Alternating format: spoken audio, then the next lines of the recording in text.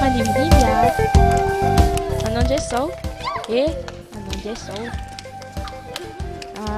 marenitra izy ireo a mety hoe héréditaire na ihany koa voadona lohany voantazo marary de zay mampatonga ny zareo marenina mety afatantana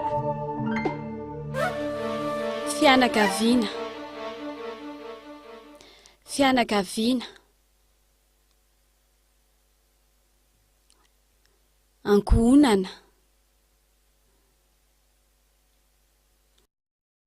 ankohonana dada mama vady zanaka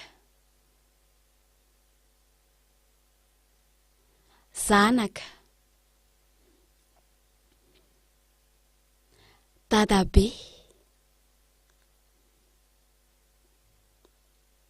bebe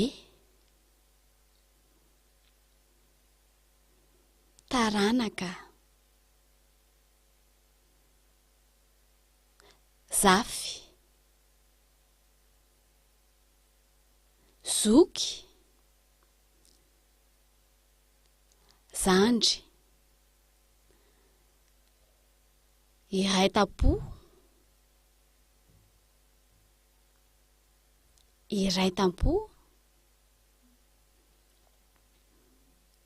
la vavy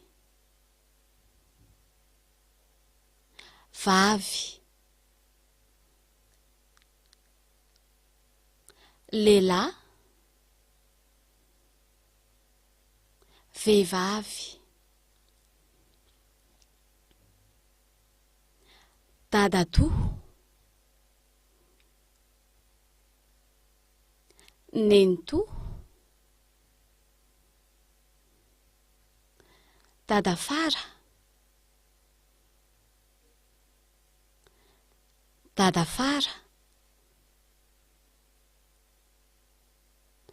nenifara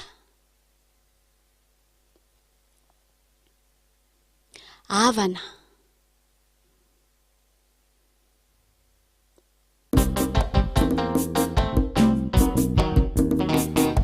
ohatra fampiarana za manambady de niteraka mananjanaka 4 lahy anankiray de vavy 3